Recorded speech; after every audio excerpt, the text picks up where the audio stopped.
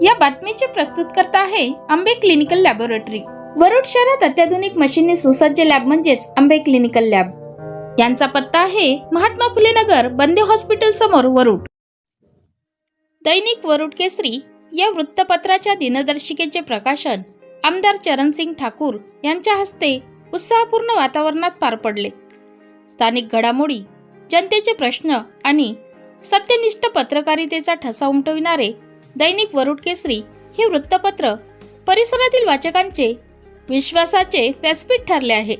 समाजाच्या प्रत्येक घटकाचा आवाज बुलंदपणे मांडण्याचे कार्य हे वृत्तपत्र सातत्याने करत आहे।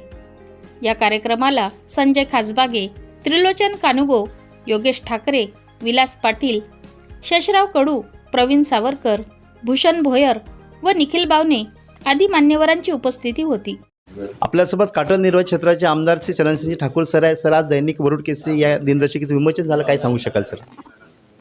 आज अतिशय आनंदाचा दिवस आहे की दैनिक वरुड केसरी या सांध्य दैनिकाचे आज या ठिकाणी कॅलेंडरचे उद्घाटन झालेले आहे आणि या वृत्तपत्रातून समाजाच्या शेवटच्या घटकाच्या व्यथा चांगल्या पद्धतीनं त्या ठिकाणी मांडण्याचं काम आपण त्या ठिकाणी करता, म्हणून या निर्वाचन क्षेत्राच्या वतीने आपलं मनापासून अभिनंदन करतो। आपल्या या दैनिकास मनापासून शुभेच्छा देतो आणि असेच समाजकार्य आपल्या वर्तमानपत्राच्या माध्यमातून समाजाला न्याय देण्याकरता पुढंही सुरू राहावं अशा प्रकारची तुम्हाला प्रार्थना करतो। आपल्यासोबत ज्येष्ठ पत्रकार श्री कानुगो सर आहे। सर, आज दैनिक वरुड केसरी या दिनदर्शिकेचं प्रकाशन झालं, काय सांगू शकाल सर?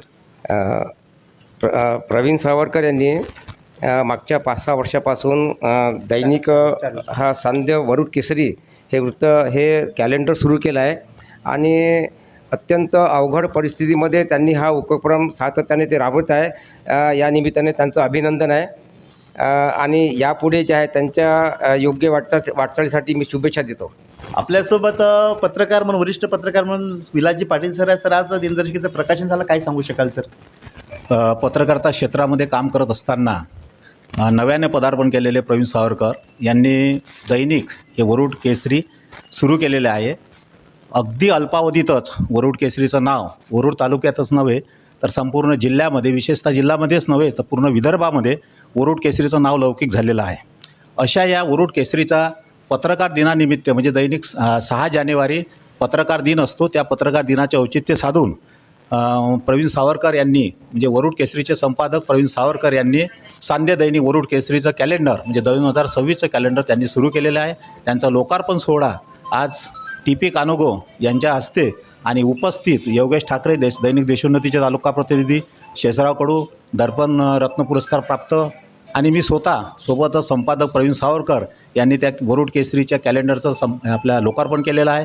नव्या जोमाने, नव्या ताकदीने वरुड केसरीचं काम हे चांगल्या जोमाने प्रवीण सावरकर सुरू करतील अशी मी त्यांना शुभेच्छा देतो, त्यांचं अभिनंदन करतो। धन्यवाद।